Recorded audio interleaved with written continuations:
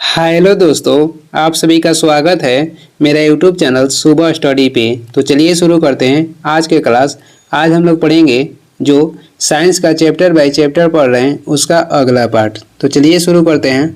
आज के पहला क्वेश्चन हो जाएगा, समुद्र जल में सर्वाधिक मात्रा में पाए जाने वाला लवण कौन सा है? तो समुद्र जल में सर्वाधिक मात्रा में पाए जाने वाला लवण हो जाएगा सोडियम क्लोराइड। डिहाइड्रेशन से प्रायः किस पदार्थ की कमी होती है? तो डिहाइड्रेशन में सोडियम क्लोराइड का कमी हो जाता है। और कहीं कहीं आपको जल भी देखने को मिलेगा, यानी दोनों की कमी होता है, सोडियम क्लोराइड और जल दोनों का। अग्निशामक यंत्र में किस गैस का उपयोग होता है? तो अग्निशामक यंत्र में कार्बन डाइऑक्साइड का उपयोग होता है। आगे देखेंगे, अगला क्वेश्चन हो जाएगा, आगे पढ़ेंगे विलयन के पीएच मान के बारे में। किसी विलयन की अम्लीयता और क्षारीयता को व्यक्त करता है, तो ये करता है पीएच मान। पीएच मान का निर्धारण किसने किया था? तो ये किए थे सोरेनसन ने। उदासीन विलयन का पीएच मान होता है, तो उदासीन विलयन के पीएच मान होता है 7। अम्लीय विलयन का पीएच मान कितना होता है? अम्लीय विलयन के पीएच मान होता है 7 से कम। और क्षारीय विलयन का पीएच मान कहेगा तो ये 7 से अधिक होता है। रक्त का पीएच मान कितना होता है? तो रक्त के पीएच मान होता है 7.4। आगे बढ़ेंगे, अगला क्वेश्चन हो जाएगा, समुद्री जल का पीएच मान होता है, समुद्री जल के पीएच मान हो जाएगा 8.4। अशुद्ध जल जिसे शुद्ध जल कहते हैं, इसका पीएच मान कितना होता है? तो ये होता है 7। दूध का पीएच मान होता है 6.4 होता है दूध के पीएच मान। और मूत्र का पीएच मान होता है तो ये होता है 6। नींबू का पीएच मान होता है, नींबू के पीएच मान हो जाएगा 2.2। कॉफ़ी का पीएच मान होता है तो कॉफ़ी के पीएच मान 5.5 होता है। अंडा का पीएच मान होता है 7.7 होता है। सिरका का पीएच मान कितना होता है? तो 2.4 होता है। आगे बढ़ेंगे, अगला क्वेश्चन हो जाएगा, शराब का पीएच मान होता है तो शराब के 2.8 होता है। हाइड्रोकार्बन के बारे में अब पढ़ेंगे। कार्बन एवं हाइड्रोजन के यौगिक कहलाते हैं, तो ये कहलाते हैं हाइड्रोकार्बन। संतृप्त हाइड्रोकार्बन कहलाता है एल्केन, ये इसे संतृप्त हाइड्रोकार्बन कहते हैं। और असंतृप्त हाइड्रोकार्बन किसे कहते हैं? एल्कीन को असंतृप्त हाइड्रोकार्बन कहते हैं और एल्केन को संतृप्त हाइड्रोकार्बन कहते हैं। एल्केन का सामान्य सूत्र क्या है? तो ये हो जाएगा CnH2n+2। आगे बढ़ेंगे, एल्कीन का सामान्य सूत्र है तो ये हो जाएगा CnH2n। एल्कीन के CnH2n होता है। एक या त्रिअबंध वाले असंतृप्त हाइड्रोकार्बन कहलाता है, तो ये कहलाता है एल्काइन। एक या त्रिअबंध वाले असंतृप्त हाइड्रोकार्बन कहलाता है, तो ये एल्काइन कहलाता है। एल्काइन का सूत्र होता है CnH2n-2 होता है। हाइड्रोकार्बन का प्राकृतिक स्रोत है तो ये हो जाएगा पेट्रोलियम, यानी कि कच्चा तेल। हाइड्रोकार्बन का प्राकृतिक स्रोत पेट्रोलियम हो जाएगा, यानी कि कच्चा तेल। आगे बढ़ेंगे, कच्चा पेट्रोलियम को शुद्ध किया जाता है तो ये प्रभाजी आसवन के द्वारा। कच्चा पेट्रोलियम को शुद्ध किया जाता है प्रभाजी आसवन के द्वारा। पेट्रोलियम के विभिन्न अवयव अलग किए जाते हैं तो ये प्रभाजी आसवन विधि के द्वारा पेट्रोलियम के विभिन्न अवयव को अलग किया जाता है। वैसलीन निकाला जाता है तो वैसलीन निकाला जाता है पेट्रोलियम से। द्रव्य सोना कहलाता है, द्रव्य सोना किसे कहते हैं? पेट्रोलियम को द्रव्य सोना कहते हैं। पेट्रोलियम की गुणवत्ता प्रदर्शित की जाती है तो पेट्रोलियम की गुणवत्ता प्रदर्शित की जाती है ऑक्टेन संख्या से। वही डीजल कहेगा, डीजल की गुणवत्ता किससे व्यक्त की जाती है? तो ये की जाती है C10 से।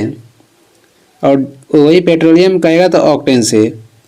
आगे देखेंगे, अगला क्वेश्चन हो जाएगा, पेट्रोल मिश्रण है तो यह हाइड्रोकार्बन का मिश्रण है। गैसोलीन या पेट्रोल प्राप्त किया जाता है तो ये कच्चा पेट्रोलियम से प्रभाजी आसवन विधि के द्वारा। गैसोलीन या पेट्रोल प्राप्त किया जाता है तो कच्चा पेट्रोलियम से प्रभाजी आसवन के द्वारा। डीजल की गुणवत्ता प्रदर्शित की जाती है तो ये C10 संख्या से। सबसे अच्छा अपस्फोट रोधी यौगिक कौन सा है? तो ये हो जाएगा टेट्रा एथिल लेड। सबसे अच्छा अपस्फोट रोधी यौगिक कौन सा है? तो टेट्रा एथिल लेड। आगे बढ़ेंगे, पेट्रोल की अस्फोटक रोधी गुणवत्ता को बढ़ाने में उसमें क्या मिलाया जाता है? तो उसमें मिलाया जाता है टेट्रा एथिल लेड। गैसोहॉल मिश्रण होता है तो ये गैसोलीन एवं एथेनॉल का मिश्रण होता है। गैसोहॉल मिश्रण होता है तो गैसोलीन एवं एथेनॉल का। जब एक ही प्रकार के एक से अधिक अणु आपस में जुड़कर कोई अधिक अणु भार वाला बड़ा अणु बनाते हैं तो ये कहलाते हैं बहुलीकरण। जब एक ही प्रकार के एक से अधिक अणु आपस में जुड़कर कोई अधिक अणु भार वाला बड़ा अणु बनाते हैं तो ये कहलाते हैं बहुलीकरण। आगे देखेंगे, आगे हो जाएगा प्लास्टिक होता है तो प्लास्टिक असंतृप्त हाइड्रोकार्बन होता है। प्लास्टिक क्या है तो यह असंतृप्त हाइड्रोकार्बन है। प्लास्टिक से उत्पन्न गैस कौन सा है तो ये हो जाएगा पॉलीएथिलीन। बुलेट प्रूफ जैकेट बनता है तो ये पॉलीएमाइड का बनता है। रेनकोट बनाया जाता है, रेनकोट पॉलीकार्बोनेट से बनाया जाता है। पॉलीथीन बनता है ये एथिलीन से। कृत्रिम सुगंधित पदार्थ बनाने में प्रयोग किया जाता है, कृत्रिम सुगंधित पदार्थ बनाने में प्रयोग किया जाता है इथाइल एसीटेट का। आगे बढ़ेंगे, आगे हो जाएगा प्राकृतिक गैस एवं ईंधन के बारे में पढ़ेंगे।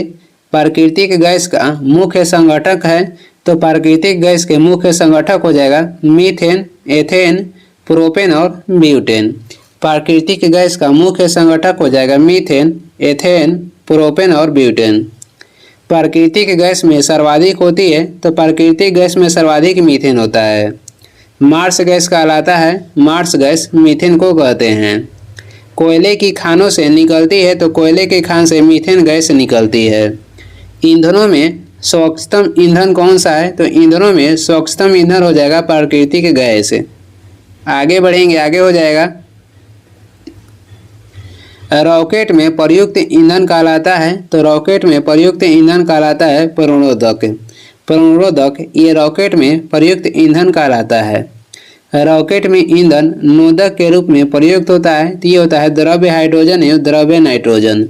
रॉकेट में ईंधन यानी कि नोदक के रूप में प्रयुक्त होता है तो द्रव्य हाइड्रोजन एवं द्रव्य नाइट्रोजन। प्रोड्यूसर गैस मिश्रण होता है तो प्रोड्यूसर जो गैस है ये नाइट्रोजन, कार्बन मोनोऑक्साइड व कार्बन डाइऑक्साइड का मिश्रण होता है। भाप अंगार गैस या जल गैस मिश्रण होता है तो भाप अंगार गैस या जल गैस कार्बन मोनोऑक्साइड और हाइड्रोजन का मिश्रण होता है। गोबर गैस संयंत्र से निकलती है तो गोबर गैस संयंत्र से मीथेन गैस निकलती है। गोबर गैस संयंत्र का आविष्कार किसने किया था तो सीबी देसाई ने गोबर गैस संयंत्र का आविष्कार किया था। बायोगैस का मुख्य घटक क्या है? बायोगैस का मुख्य घटक हो जाएगा मीथेन गैस। बायोगैस संयंत्र में होती है तो बायोगैस संयंत्र में होती है किण्वन प्रक्रिया। आगे बढ़ेंगे, घरों में प्रयुक्त होने वाली द्रवित प्राकृतिक गैस कहलाती है तो ये कहलाती है एलपीजी। एलपीजी मिश्रण है तो ये ब्यूटेन एवं प्रोपेन का मिश्रण है। एलपीजी के प्रमुख घटक होता है तो ये होता है ब्यूटेन। आगे देखेंगे, अगला क्वेश्चन हो जाएगा सिगरेट लाइटर में प्रयुक्त होती है तो सिगरेट लाइटर में ब्यूटेन गैस प्रयुक्त होती है। एलपीजी से होने वाली दुर्घटना से बचने के लिए उसमें गंध हेतु मिलाया जाता है तो उसमें गंध हेतु सल्फर के यौगिक मिलाया जाता है। यहाँ पर मिथाइल के स्थान पर इथाइल मर्केप्टन होगा क्योंकि जो मिथाइल है ये जहरीला होता है। यहाँ पर हो जाएगा इथाइल। इथाइल मर्केप्टन का प्रयोग करते हैं किसमें तो एलपीजी गैस में, किसके लिए तो गंध हेतु। कोयला 4 प्रकार के होते हैं तो कोयला के 4 प्रकार हो जाएगा एंथ्रासाइट, बिटुमिनस, लिग्नाइट तथा पीट। ये कोयला के 4 प्रकार है। सर्वोत्तम यानी कि उत्तम कोयला होता है यानी कि सबसे अच्छा, तो ये होता है सबसे अच्छा कोयला एंथ्रासाइट। एंथ्रासाइट सबसे अच्छा कोयला होता है। आगे देखेंगे, निम्न कोटि का कोयला होता है तो ये हो जाएगा पीट। मुलायम कोयला कहलाता है, मुलायम कोयला बिटुमिनस को कहते हैं। भूरा कोयला कहलाता है, भूरा कोयला लिग्नाइट कहलाता है। ऊष्मीय मान सर्वाधिक होता है तो ऊष्मीय मान सर्वाधिक होता है हाइड्रोजन का। एक ईंधन का ऊष्मीय मान व्यक्त किया जाता है तो एक ईंधन का ऊष्मीय मान व्यक्त किया जाता है किलो जूल प्रति किलोग्राम में, किलो जूल प्रति किलोग्राम में।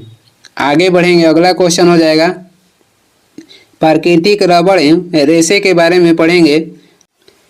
प्राकृतिक रबड़ को कठोर बनाने के लिए उसमें मिलाया जाता है, तो प्राकृतिक रबड़ को कठोर बनाने के लिए उसमें कार्बन मिलाया जाता है। रबड़ को सल्फर से गर्म कर उसकी गुणवत्ता को बढ़ाने की प्रक्रिया कहलाती है, तो ये कहलाती है बलनीकरण। रबड़ आसानी से घुल जाता है, तो रबड़ आसानी से घुल जाता है SO2 में। सल्फर डाइऑक्साइड में रबड़ आसानी से घुल जाता है। PVC किसके बहुलीकरण द्वारा प्राप्त किया जाता है, तो PVC विनाइल क्लोराइड के बहुलीकरण के द्वारा प्राप्त किया जाता है। आगे देखेंगे नायलॉन का आविष्कार किसने किया, तो नायलॉन के आविष्कार किए थे डॉक्टर बैलेस एच कैराथर्स ने 1935 में। मानव द्वारा संश्लिष्ट पहला रेशा कौन सा है, तो ये हो जाएगा नायलॉन। और कृत्रिम सिल्क कहलाता है, तो कृत्रिम सिल्क रेयॉन कहलाता है। रेयॉन का निर्माण होता है, तो ये होता है सेलुलोज से। रेयॉन के निर्माण सेलुलोज से होता है। प्रकृति में सबसे अधिक मात्रा में पाए जाने वाला कार्बन यौगिक कहेगा, तो ये हो जाएगा सेलुलोज। प्राकृतिक में सबसे अधिक मात्रा में पाए जाने वाला कार्बनिक यौगिक हो जाएगा सेलुलोज। सेलुलोज होता है तो ये प्राकृतिक बहुलक होता है। आगे देखेंगे, आगे हो जाएगा कागज बनता है, तो कागज शुद्ध सेलुलोज से बनता है। कांच एवं उसके उपयोग के बारे में पढ़ेंगे। कांच या शीशा होता है, तो कांच या शीशा ये होता है अतिशीतित द्रव्य। कांच के निर्माण में प्रयुक्त होता है, तो कांच के निर्माण में प्रयुक्त होता है बालू, सोडा और चूना पत्थर। कैमरा, दूरबीन के लेंस एवं विद्युत बल्ब में प्रयोग होता है, तो इसमें होता है फिल्ड कांच का प्रयोग। आगे देखेंगे प्रयोगशाला के उपकरण बनाने में प्रयोग होता है, तो प्रयोगशाला के उपकरण बनाने में प्रयोग होता है पायरेक्स कांच का। धूप चश्मे का लेंस बनाने में प्रयोग होता है, तो धूप के चश्मे के लेंस बनाने में क्रूक्स कांच का प्रयोग होता है।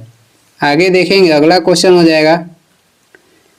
अगला क्वेश्चन है चश्मे के लेंस बनाने में प्रयोग होता है, तो चश्मे के लेंस बनाने में क्राउन कांच का प्रयोग होता है। मानव निर्मित पदार्थ के बारे में पढ़ेंगे। सीमेंट होता है, तो सीमेंट कैल्शियम सिलिकेट एवं एल्यूमिनियम सिलिकेट का मिश्रण होता है। सीमेंट की खोज किसने की थी? सीमेंट के खोज किए थे जोसेफ स्पीडन ने। पोर्टलैंड सीमेंट की खोज किसने किया था? तो ये किए थे जोसेफ स्पीडन 1824 ईस्वी में। आगे देखेंगे पोर्टलैंड सीमेंट का मुख्य घटक क्या है? तो ये हो जाएगा चूना, सिलिका और एल्यूमिना। साबुन होता है ऊंच वसीय अम्लीय लवण होता है। साबुन होता है तो ऊंच वसीय अम्लीय लवण होता है। साबुन बनाने की प्रक्रिया है, तो साबुन बनाने की प्रक्रिया को सैपेनुफिकेशन कहते हैं। सैपेनुफिकेशन कहते हैं साबुन बनाने की प्रक्रिया को। साबुन बनाने में किसका प्रयोग होता है? वनस्पति तेल, वसा या कास्टिक पोटाश का। वनस्पति तेल, वसा और एक कास्टिक पोटाश का प्रयोग होता है साबुन बनाने में। प्रयोगशाला में संश्लेषित पहला कार्बनिक पदार्थ कौन सा है? तो ये हो जाएगा यूरिया। प्रयोगशाला में संश्लेषित पहला कार्बनिक पदार्थ हो जाएगा यूरिया। यूरिया का संश्लेषण पहली बार किसने किया था? तो ये किया था बॉलर ने। आगे देखेंगे यूरिया में नाइट्रोजन की प्रतिशत मात्रा कितनी होती है? यूरिया में नाइट्रोजन की प्रतिशत मात्रा होता है 46%। यूरिया उर्वरक में नाइट्रोजन मौजूद होता है, तो ये एमाइड के रूप में मौजूद होता है। यूरिया के रासायनिक सूत्र कहेगा तो ये हो जाएगा NH2CONH2। यूरिया अधिकतम पाया जाता है, तो ये मूत्र में अधिकतम पाया जाता है। मूत्र दुर्गंध देता है, तो ये यूरिया के कारण ही देता है। अब हम पढ़ेंगे रासायनिक नाम एवं उसके सूत्र। आगे देखेंगे चूना पत्थर का रासायनिक नाम क्या है? तो ये हो जाएगा कैल्शियम कार्बोनेट। सूत्र हो जाएगा CaCO3। दंतमंजन पेस्ट का पाउडर बनाने के लिए उपयोग किया जाता है, तो कैल्शियम कार्बोनेट का। मोती बना होता है, मोती कैल्शियम कार्बोनेट से बना होता है। संगमरमर का रासायनिक नाम क्या है? तो ये हो जाएगा कैल्शियम कार्बोनेट। आगे देखेंगे, आगे हो जाएगा बिना बूझा चूना या काली चूना का रासायनिक नाम क्या है? तो ये हो जाएगा कैल्शियम ऑक्साइड। बूझा हुआ चूना का रासायनिक नाम क्या है? तो बूझा हुआ चूना का रासायनिक नाम हो जाएगा कैल्शियम हाइड्रोक्साइड। रासायनिक दृष्टि से चूना का पानी होता है, तो रासायनिक दृष्टि से चूने के पानी होता है कैल्शियम हाइड्रोक्साइड। शुष्क बुझे हुए चूने के ऊपर क्लोरीन गैस प्रवाहित करने से प्राप्त होती है, तो ये प्राप्त होती है विरंजक चूर्ण, जिसे ब्लीचिंग पाउडर कहते हैं। आगे देखेंगे विरंजक चूर्ण का रासायनिक नाम क्या है, तो ये हो जाएगा कैल्शियम ऑक्सीक्लोराइड, कैल्शियम ऑक्सीक्लोराइड। आगे बढ़ेंगे, अगला क्वेश्चन हो जाएगा ब्लीचिंग पाउडर का प्रयोग होता है, तो पीने के जल के शुद्धिकरण करने में ब्लीचिंग पाउडर का प्रयोग होता है। प्लास्टर ऑफ पेरिस का रासायनिक नाम क्या है, तो ये हो जाएगा calcium sulphate hemihydrate. Plaster of Paris के रासायनिक नाम हो जाएगा calcium sulphate hemihydrate. Plaster of Paris बनता है, तो प्लास्टर ऑफ पेरिस बनता है ये जिप्सम से। जिप्सम का सूत्र होता है, तो जिप्सम के सूत्र हो जाएगा CaSO4 2H2O, 2H2O CaSO4 होता है ये जिप्सम का सूत्र है। नीला थोथा का रासायनिक नाम क्या है, तो नीला थोथा के रासायनिक नाम हो जाएगा कॉपर सल्फेट, सूत्र हो जाएगा CuSO4। बेकिंग सोडा का रासायनिक नाम हो जाएगा सोडियम बाइकार्बोनेट, सूत्र हो जाएगा NaHCO3। आगे देखेंगे बेकिंग सोडा को खाने वाला सोडा भी कहते हैं। धोवन सोडा का रासायनिक नाम हो जाएगा सोडियम कार्बोनेट, सूत्र हो जाएगा Na2CO3। कास्टिक सोडा का रासायनिक नाम क्या है, तो सोडियम हाइड्रोक्साइड है, सूत्र होता है NaOH। कीटाणुनाशक के रूप में प्रयोग किया जाता है, तो कीटाणुनाशक के रूप में विरंजक चूर्ण तथा DDT का प्रयोग करते हैं। DDT का पूरा नाम क्या हो जाएगा, डाइक्लोरो डाइफिनाइल ट्राइक्लोरोइथेन, डाइक्लोरो डाइफिनाइल ट्राइक्लोरोइथेन होता है DDT के पूरा नाम। आगे बढ़ेंगे, अगला क्वेश्चन है DDT कीटाणुनाशक बनाया जाता है, तो ये क्लोरल से बनाया जाता है। चिली सोडा रासायनिक नाम है, तो चिली सोडा के रासायनिक नाम हो जाएगा सोडियम नाइट्रेट, सोडियम नाइट्रेट ये चिली सोडा का रासायनिक नाम हो जाएगा NaNO3। गमैक्सिन का रासायनिक नाम क्या है, तो बेंजीन हेक्साक्लोराइड, ये गमैक्सिन के रासायनिक नाम हो जाएगा। नीलम का रासायनिक सूत्र क्या है, तो Al2O3, ये नीलम के रासायनिक सूत्र हो जाएगा। माणिक्य और नीलम रासायनिक रूप से जाने जाते हैं, तो एल्युमिनियम ऑक्साइड के रूप में। आगे देखेंगे यूरिया का रासायनिक नाम क्या है, तो ये हो जाएगा कार्बामाइड, ये यूरिया का रासायनिक नाम हो जाएगा। कार्बामाइड का सूत्र होता है NH2CONH2। ग्लूकोज का सूत्र होता है C6H12O6। अब हम लोग देखेंगे रासायनिक विस्फोट के बारे में। रासायनिक विस्फोटक के बारे में देखेंगे, सर्वाधिक प्रयोग में आने वाला विस्फोटक कौन सा है, तो ये हो जाएगा ट्राइनाइट्रोटोल्यूइन, जिसे शॉर्ट में TNT कहते हैं। सर्वाधिक प्रयोग में आने वाला विस्फोटक के नाम हो जाएगा ट्राइनाइट्रोटोल्यूइन। TNT के पूरा नाम क्या है, तो ये हो जाएगा ट्राइनाइट्रोटोल्यूइन। आगे देखेंगे डायनामाइट का आविष्कार किया था, तो डायनामाइट का आविष्कार किए थे अल्फ्रेड नोबेल ने। कब, तो 1867 ईस्वी में। डायनामाइट का प्रमुख घटक क्या है, तो ये हो जाएगा नाइट्रोग्लिसरीन। नोबेल का तेल कहलाता है ट्राइनाइट्रोग्लिसरीन को नोबेल के तेल कहलाता है। ये क्या कहलाता है, तो नोबेल के तेल ट्राइनाइट्रोग्लिसरीन हो जाएगा। बारूद की खोज किसने किया था, रोजर बेकन ने बारूद की खोज किया था। बारूद का प्रमुख अवयव क्या है, तो ये हो जाएगा पोटेशियम नाइट्रेट। आगे बढ़ेंगे, RDX का पूरा नाम क्या है, रिसर्च एंड डेवलप्ड एक्सप्लोसिव, ये RDX का पूरा नाम है। आगे देखेंगे, अगला क्वेश्चन हो जाएगा RDX का अन्य नाम क्या है, तो ये हो जाएगा साइक्लोनाइट।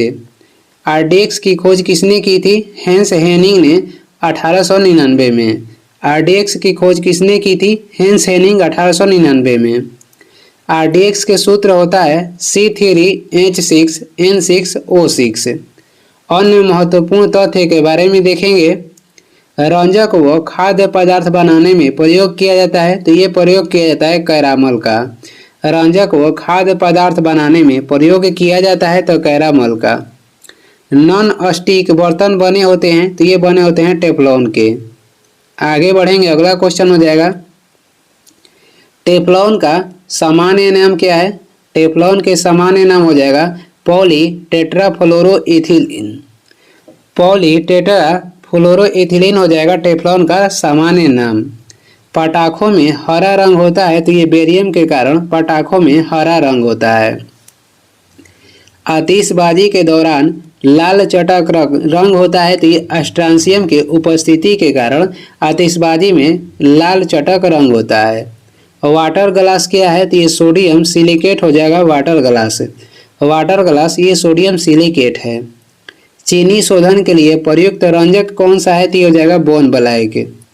नैप्थेलीन का प्रमुख स्रोत क्या है? नैप्थेलीन के प्रमुख स्रोत हो जाएगा कोलतार। आगे बढ़ेंगे, अगला क्वेश्चन हो जाएगा पोटेशियम की खोज किसने की थी? पोटेशियम की खोज की थी हम्फ्री डेवी ने। लकड़ी को कीड़ों से बचाने के लिए उस पर लेपन किया जाता है तो उस पर जिंक क्लोराइड का लेपन किया जाता है। जिंक ऑक्साइड कहलाता है तो जिंक ऑक्साइड को जस्ते के फूल कहते हैं। ऑडियो और वीडियो टेप पर लेप रहता है आयरन ऑक्साइड का। रक्त के प्रवाह को रोकने के लिए उपयोग किया जाता है तो इसमें फेरिक क्लोराइड का उपयोग होता है। आगे देखेंगे, बर्तनों में कलई के लिए उपयोग किया जाता है तो बर्तनों में कलई के लिए अमोनियम क्लोराइड का उपयोग होता है। पानी की टंकी में फंगी को नष्ट करने के लिए इस्तेमाल किया जाता है तो पानी के टंकी में जो कवक लगा होता है उसे नष्ट करने के लिए कॉपर सल्फेट का प्रयोग करते हैं। बेकेलाइट के निर्माण में प्रयोग किया जाता है तो बेकेलाइट के निर्माण में फिनॉल का प्रयोग होता है। प्लास्टिक टेप रिकॉर्डर की टेप लोपित होती है तो ये आयरन ऑक्साइड से लोपित होती है। आगे देखेंगे, प्रशीतन मदद करता है तो ये खाद्य पदार्थों में जैविक अभिक्रियाओं की दर कम करने में प्रशीतन मदद करता है। जो प्रशीतन है ये मदद करते हैं तो खाद्य पदार्थों में जैविक अभिक्रियाओं की दर को कम करने में। घरेलू प्रशीतकों में प्रयुक्त होता है तो ये प्रयुक्त होता है फ्रेयॉन। फोटोग्राफी में उपयोगी तत्व कौन सा है तो ये हो जाएगा सिल्वर ब्रोमाइड। फोटोग्राफी में फिक्सर के रूप में प्रयोग किया जाता है तो फिक्सर के रूप में सोडियम थायोसल्फेट का प्रयोग करते हैं। वुड स्पिरिट कहलाता है, मेथिल एल्कोहल को वुड स्पिरिट कहते हैं। शक्कर के किण्वन से बनता है तो शक्कर के किण्वन से क्या बनता है तो इथाइल एल्कोहल बनता है। आगे देखेंगे, विद्युत के कारण लगी आग को बुझाया जाता है तो विद्युत के कारण लगी आग को कार्बन टेट्राक्लोराइड के द्वारा बुझाया जाता है। एस्पिरिन का साधारण नाम क्या है तो ये हो जाएगा एसिटिल सैलिसिलिक एसिड। एस्पिरिन के साधारण नाम हो जाएगा एसिटिल सैलिसिलिक एसिड। और ये इस वीडियो के लास्ट क्वेश्चन है। वीडियो को लास्ट तक देखने के लिए धन्यवाद। वीडियो पसंद आ रहा है तो लाइक कर दें, चैनल पर नए हैं तो सब्सक्राइब भी कर दें। कुछ सुझाव हो सलाह देना है तो कमेंट करके ज़रूर बताएं। और इसका PDF चाहिए तो डिस्क्रिप्शन में टेलीग्राम के लिंक है, वहां से डाउनलोड कर लीजिए या टेलीग्राम पे सर्च भी कर सकते हैं सुबह स्टडी। Thank you.